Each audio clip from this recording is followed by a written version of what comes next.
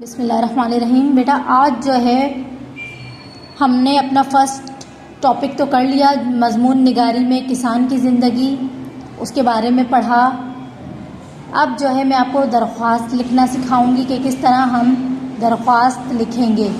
जमात का काम, आज की तारीख, फिर दरख्वास्त की यहाँ कोने में हेडिंग डालेंगे और सवाल अपना लिखेंगे कि आखिर हम दरख्वास्त किसको लिख रहे हैं और हमारे दरख्वास्त का टॉपिक क्या है, क्या मतलब उसका मेन पॉइंट क्या है जिसकी वजह से हम दरख्वास्त लिख रहे हैं। तो हमने दरख्वास्त लिखनी है इलाके के काउंसिल के नाम, सफाई की सूरत हाल को बेहतर बनाने के लिए दरख्वास्त तहरीर कर रहे हैं हम।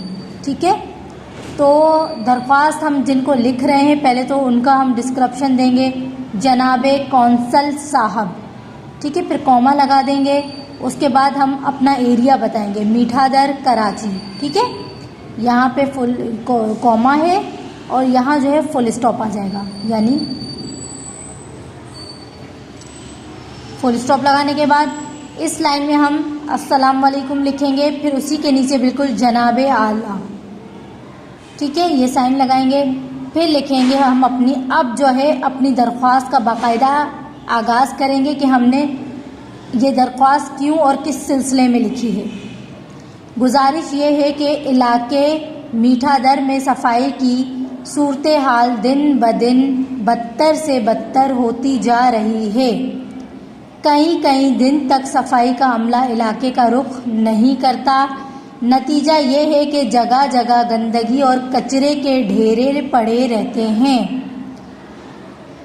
मक्खियों और मच्छरों की बहुतात होती जा रही है। मुकीमे इलाका तरह तरह की बीमारियों का शिकार हैं। यहाँ तक आपने अपना मसला बताया।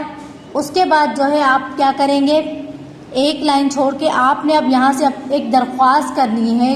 जाहिर सी बात है, आप दरख्वास्त ही कर सकते हैं ना, कि आपसे इल्तिमास है कि इस सूरत हाल के हल के लिए फौरी इक़दामात किए जाएं। तमाम अहले इलाका आपके ममनू रहेंगे।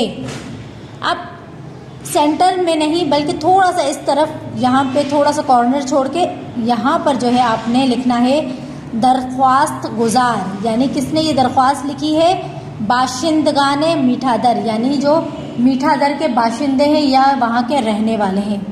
यहाँ पे कॉर्नर पे आज मोरखा लिख देंगे, तारीख। ठीक है, आपने बहुत खुशखत करके लिखना है, बहुत ज़्यादा आपने खिचड़ी नहीं पकानी, बहुत साफ़ सुथरा काम करना है। ठीक है, थैंक यू, अल्लाह हाफिज़।